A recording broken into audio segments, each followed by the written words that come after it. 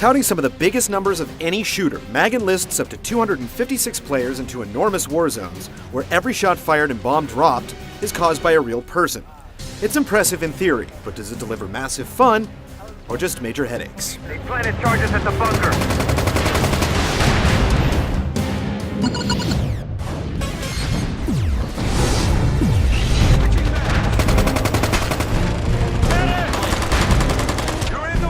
MAG is purely an online multiplayer experience. There's no hack-together single-player campaign and no AI to pad out the ranks. Just you and up to 255 other people.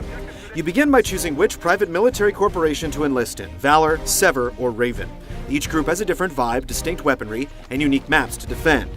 It's a big commitment, as you can't change factions until your character reaches level 60, and you can't create a separate character on the same PSN account. Having multiple characters would be nice, but the result of this strict arrangement is that players develop a greater sense of team pride that's just as strong as any fanboy war. Yeah, motherfucker. And I ain't letting nobody come save your ass. MAG requires a serious investment of your time in order to get to know the game. At first, your only option is the 64-player deathmatch mode, Suppression, which is considered training for your team. As your experience increases, you're able to engage against other PMCs in larger battles, gaining access to full 256-player games after level 8. Similarly, you can't take on a leadership role until you're level 15, with your success in each mission afterwards determining how quickly you can take on greater responsibilities. Destroy that bunker.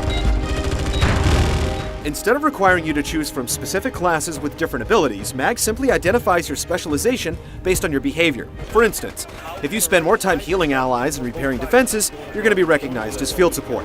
However, everyone has access to the same skill trees, which allows you to spend points to upgrade weapons, unlock new gear, or gain passive abilities.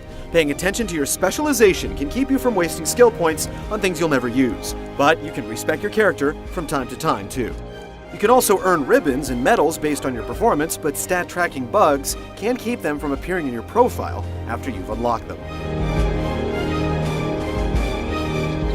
MAG has 4 distinct modes of play. Suppression is stock team deathmatch, Sabotage requires a 32-player team to capture 2 points simultaneously and then proceed to a third. An acquisition game with 128 players involves attackers infiltrating a base and escaping with 2 of the defender's experimental vehicles.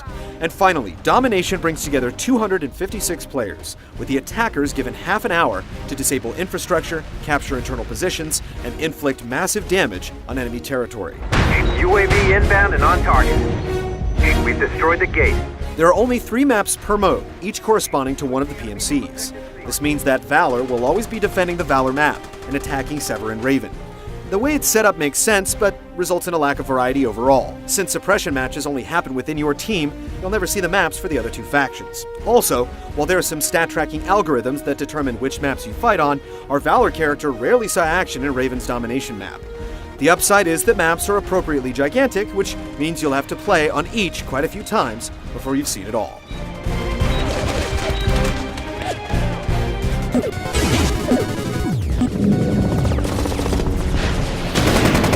We've destroyed the mortar battery. MAG is all about teamwork and moving forward with a purpose. The number of kills you rack up won't matter if your squad isn't gaining ground, and you have to be very deliberate with each action. You have to equip grenades before you throw them, watch for friendly fire, and use a recharging health kit if you intend to heal yourself or revive fallen allies. As a general soldier, you won't be privy to the full scope of the battle, but knowing your role in tackling objectives has a vital impact on your team's success. We've got C4 on the bunker. What makes the game manageable with so many people is MAG's command structure, with leaders over squads of 8 platoons of 32, all taking orders from a single officer in charge. Squad leaders can tag key objectives to provide direction for soldiers, rewarding them with extra experience.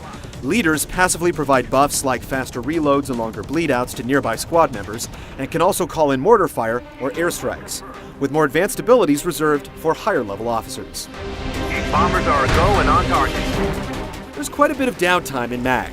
Initial spawn points are far from the battlefield, and you can spend a minute or 2 crossing the terrain just to be shot down by an unseen enemy. To keep squads together, respawns are set to occur at regular intervals, so you may find yourself waiting 20 seconds to get back in action. Plus, if you're down but not out, your best option is usually to wait on the ground bleeding until a medic comes to revive you, although you can still serve your team by calling out enemy positions. Somebody, hey, they're back to the corner, man. If you're on offense, it's incredibly satisfying to dismantle an enemy base piece by piece. You'll destroy roadblocks to move APCs forward, take out bunkers that serve as spawn points, and blow up anti-air batteries to let your own team spawn deeper in enemy territory with helicopters and parachutes. The defending team has to protect these positions at all costs and send in engineers to repair them as quickly as possible. They've captured one of our transports. Destroy it. The advantage always lies with the defense, but there are some balancing issues, as Sever's territory is heavily weighted in their favor. Their acquisition map in particular is a solid row of heavy turrets with little room to flank. A well-coordinated team can succeed, but an attack against Sever is often completely demoralizing as you struggle just to make it past the front lines. When it comes down to it, your enjoyment of MAG depends heavily on your team. It can be a nightmare if medics revive you in the line of fire or if your squad fails to take cover from an exploding bunker. However, if you're communicating and advancing, there's a sense of coordination that few other games can truly provide.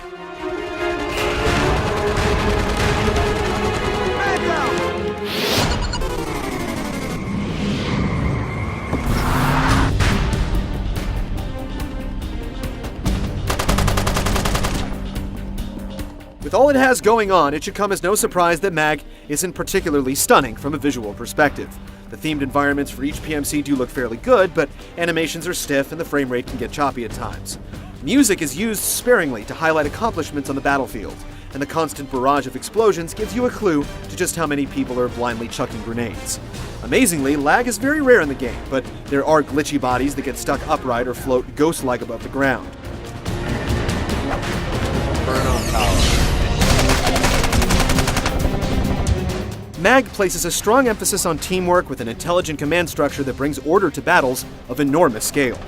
It could use more map variety, better balancing, and ways to decrease player downtime, but overall, it's a strong foundation for an ambitious new franchise.